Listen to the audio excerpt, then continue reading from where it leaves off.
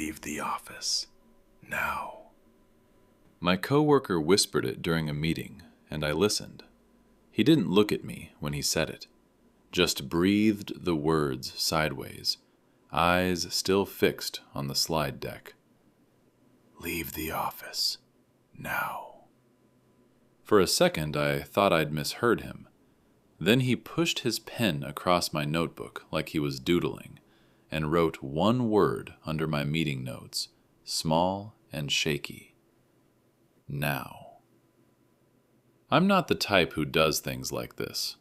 I'm the person who stays muted and says, circling back, instead of just saying, no. But something about how his hand shook got my body moving before my brain caught up. I slid my chair back slow, careful not to scrape it, and stood up while the VP was still mid-sentence about budget headroom. My boss didn't even notice. He was too busy nodding along. I left my laptop, took my notebook, and walked out. The hallway felt like a refrigerator. Motion sensor lights stuttered on in patches as I crossed the carpet, each click louder than it should have been. I checked my phone. A calendar invite appeared, then vanished. Then another. Risk sync required. IT review tomorrow. They kept flickering, like someone was messing with my schedule in real time. I kept walking, past the framed company values nobody takes seriously, past the kitchen with the finally fixed kombucha tap, past a gratitude wall from last November that somehow still hadn't come down.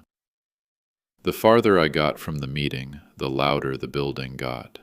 Printers, a badge reader clicking somewhere, the HVAC grinding away, an elevator cable pulling.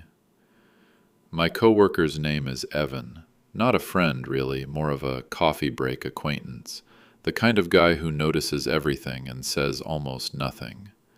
We work similar jobs but live in different worlds professionally. He wears pressed shirts.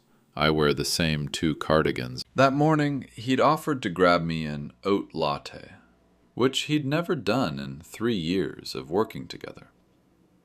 Then he sat next to me in the meeting, which he also never does, and pointed his pen at the door like an arrow only I was supposed to see. I pushed into the stairwell and let the door shut without holding it. My badge lanyard clacked against the railing. The air smelled like dust and static. 1 floor down. 2 floors down. My phone buzzed in my pocket, insistent, but I kept walking and kept it there. At floor 5, I tried my badge on the exit door, and the reader glowed red. I tried again. Still red. That almost never happens. Usually it clears itself after a second try. I backed away and, for one stupid moment, wondered if I'd somehow already been fired and the building had found out before I had. 2 more flights. Another red light. Another. My badge was useless now, and the stairwell had turned into a very polite... I didn't panic, mostly because panic is loud, and I needed to listen. Somewhere below, a floor creaked. Above, footsteps squeaked and then faded. Traffic hummed faintly through the concrete. On the 3rd floor, I finally checked my phone. Slack was already open to the all-hands channel, though I didn't remember opening it. A message from our manager, Connor. Quick heads up. Minor incident on the network. No cause for alarm. Please remain in your designated areas. IT is doing a quick sweep. 2 emojis, a shield and a wrench. Corporate reassurance, dressed up. Then a text came in, Not through Slack, a number I didn't have saved. Evan, for the first time ever. Keep going down. Don't badge. Don't use elevators. I didn't ask why. My questions were already piling up. I kept moving down, the stairwell warming a little with each flight, the hum of the building shifting. On the second floor, another notification hit. This one an email that made my stomach drop before I even opened it. Urgent access request confirmation. A cheerfully automated message thanked me for approving a change to a production data rule I had never touched in my life, using language I recognized from the system we used to lock down customer records. There was a link, View Approval. I didn't tap it. I took a screenshot instead. My hands, weirdly, were steady. The stairwell door on 2 was propped open with a rubber wedge, the kind you buy in a 2-pack from a dollar store. Security hates propped doors, so this was already wrong. I nudged the wedge out with my foot and looked through the gap. The hallway was empty except for an abandoned cart of bottled water and Ethernet cable. Near the server room, the lights flickered once. An HVAC unit roared somewhere behind the glass, loud enough to feel in my teeth. Stop there. Don't be in the frame. I hadn't even noticed the camera. I stepped back and watched the hallway through the gap in the door instead. My pulse had gone from a boom to a steady tap. A door opened 2 doors down, one of those IT closets with the strange dentist tool lock, and a guy in a hoodie wheeled the cart away, whistling. I didn't recognize him, but I recognized the pattern. We never wheel our own carts. We make people come to us. Another email arrived, same chipper automated voice, thanking me for initiating emergency access mode. I screenshotted that too. My hands were colder now, like I was trying to hold on to proof before it melted. You get used to an office slowly turning up the heat on you. It happens gradually enough that you stop noticing. A meeting with no notes, a calendar invite from the wrong host, a hallway camera that wasn't there last week. The one thing that actually cut through was that first. On the ground floor, the stairwell smelled like forklift exhaust and onions from the kitchen downstairs. I waited, listening for footsteps. Nothing. I pushed through into the service corridor, all stained concrete and tired exit signs. My phone buzzed again. Go to the loading dock. Don't use the elevators. The dock was colder than the stairwell. A forklift sat parked against the wall, keys still in it, like someone had walked away mid-shift. Shrink-wrapped pallets leaned in uneven stacks under the fluorescent lights. My shoes squeaked against the concrete, announcing me to nobody. Evan was already there, leaning on a steel column, tie knotted too tight, like he'd run the whole way down and hadn't caught his breath since. You didn't badge out, did you? He asked, not looking relieved to see me, just tense. No. Good. He crouched, tapped something on his phone, put it away like it had burned him, then pulled a USB stick from his wallet and plugged it into a laptop on a folding table I hadn't noticed until then. Sit tight. What are you doing? He didn't answer right away. Access logs scrolled across the screen. Names, badge IDs, timestamps. My name was in there, 10 minutes old, approving a data policy override from my workstation. Except my laptop was still sitting in the conference room, untouched. They queued it, Evan said. Set it to trigger during the meeting. You weren't supposed to leave. He pulled up a security camera feed of the hallway outside the conference room, my empty chair and open notebook in frame. A hand slid a small black USB drive onto my seat. The timestamp matched the exact minute I'd walked out. "That's planted," he said, before I could ask. "Standard move. Dirty, but it works. They were setting you up to take the fall." Security sweeps the floor, finds the drive on your chair, case closed. Why me? Because you're clean. You don't cut corners. You don't push back. They needed someone the board wouldn't hesitate to burn if it kept the investors calm.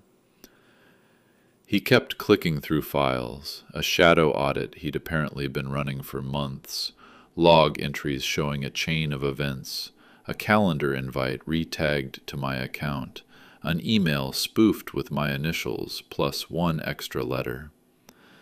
Then a clip of Connor, my manager, strolling past my empty chair and glancing at it, hand twitching like he'd just brushed something off. I stumbled back a step. The concrete wall felt too close. "Why are you doing this?" I asked. His face cracked just for a second. My brother worked somewhere like this. Same pattern, corners cut, blame pushed downhill. He didn't fight it, thought staying quiet would protect him. It didn't. He pressed a folded piece of paper into my hand, dense with handwriting. Times, door, IDs, short codes. "Hold on to that, you'll need it." Footsteps echoed from the corridor, unhurried but deliberate, and a radio crackled somewhere close. Evan shut the laptop and shoved it under the table. "Go, anywhere but up. Stay off the elevators, stay out of the cameras, keep your phone on silent. I'll message you when it's safe." I slipped out the back exit into the cold, the folded paper feeling heavier in my hand than my phone. A text landed before the door had even clicked shut. Neutral ground, library. The library was a 6-minute walk if I cut through the plaza, 10 if I stuck to the side streets. I took 10. Every storefront window felt like a lens pointed at me.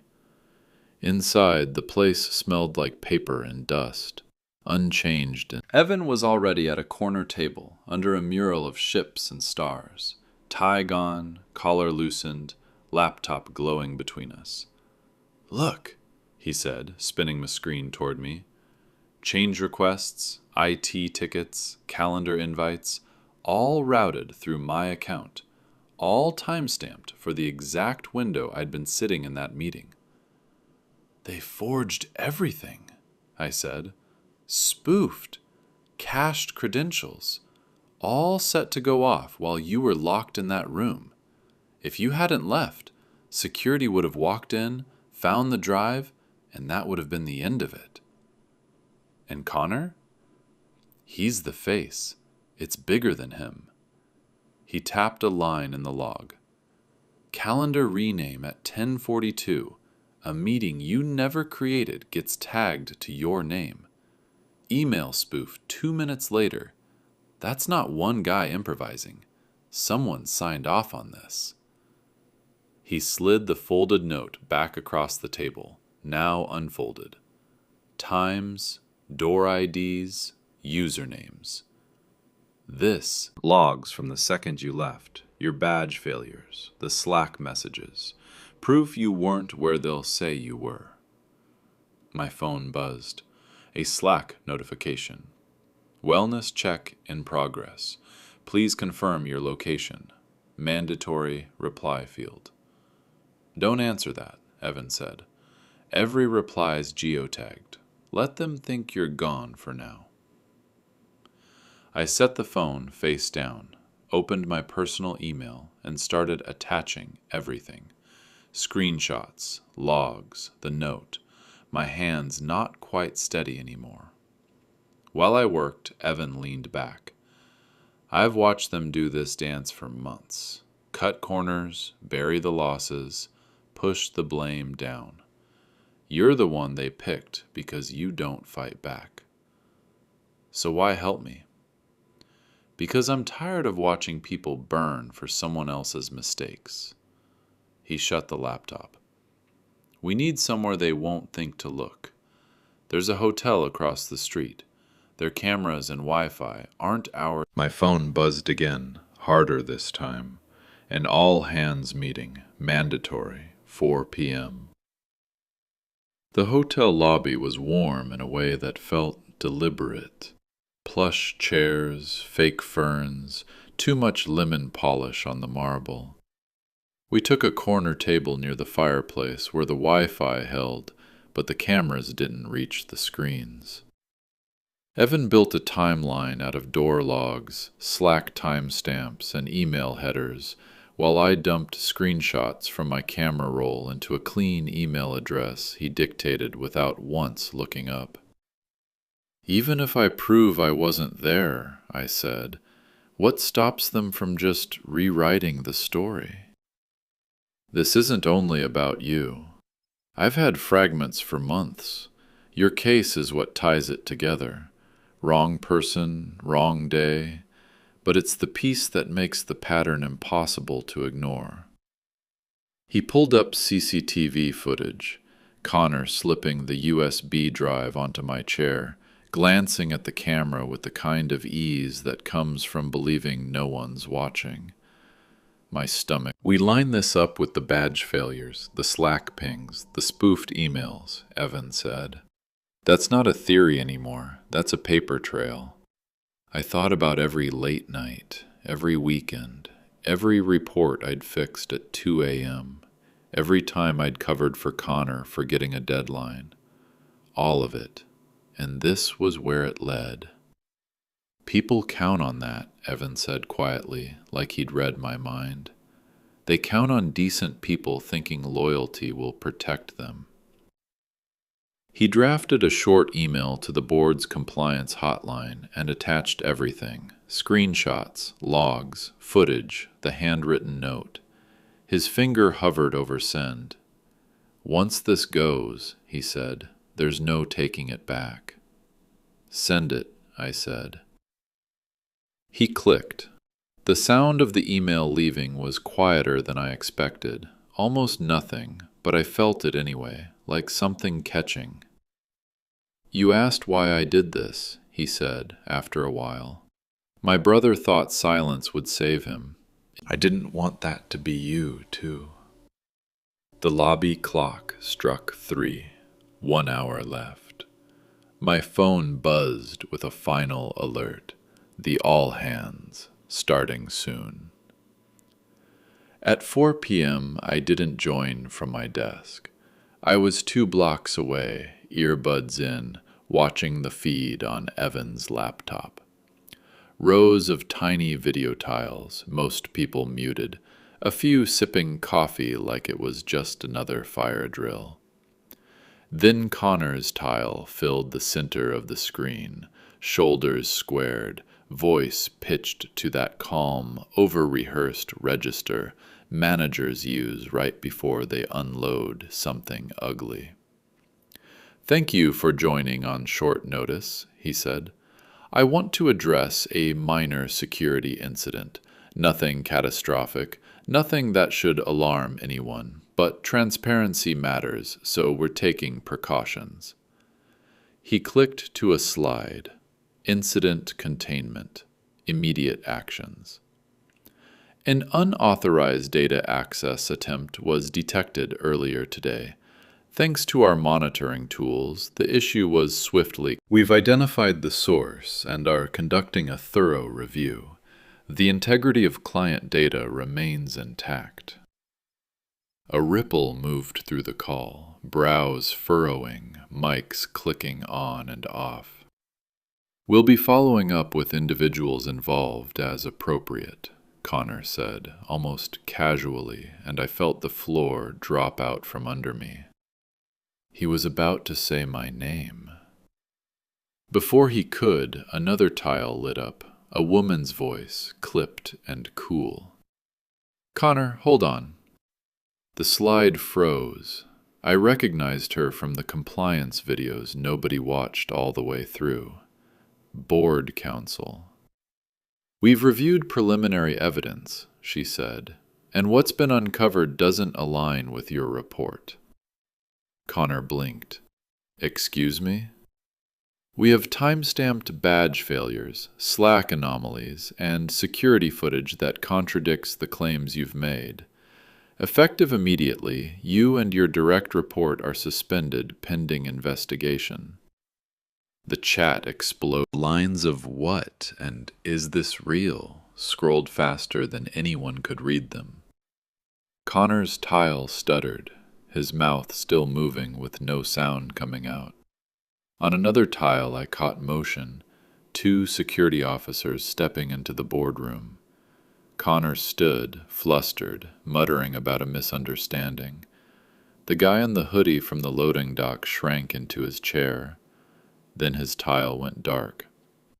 The company will continue normal operations, counsel said. There is no data risk to clients. Route any questions to compliance. Please don't speculate publicly. The call ended. Silence in the hotel lobby, just the fireplace crackling. Evan exhaled and let his shoulders drop for the first time all day. That's it, he said. It's over. I sat there with my earbuds still in, trying to catch up with what had just happened. An hour ago, I'd been the one. Now the people who'd set it up were being walked out of the building in front of 300 coworkers. It wasn't triumph, exactly. It was something colder and cleaner than that. You'll get a call soon, Evan said. Counsel will want your statement. Stick to the facts. The evidence does the rest. The call came that evening. A calm voice identified herself as outside counsel for the board and asked if I was somewhere private and safe. I looked at Evan across the table and said yes, even though she couldn't see me nod. For the next 45 minutes, I told her everything. The whisper in the meeting, the badge doors glowing red, the fake approval emails, the Slack messages demanding my location, the USB drive on my chair. My voice shook at first, then steadied, because every word I said was already backed by a screenshot or a log. She listened without interrupting, asked me to clarify a few names and times, and at the end said simply, "You did the right thing leaving. You did the right thing documenting it. You've protected yourself." The next morning, an internal memo went out. I wasn't in the office to read it, but screenshots found me anyway.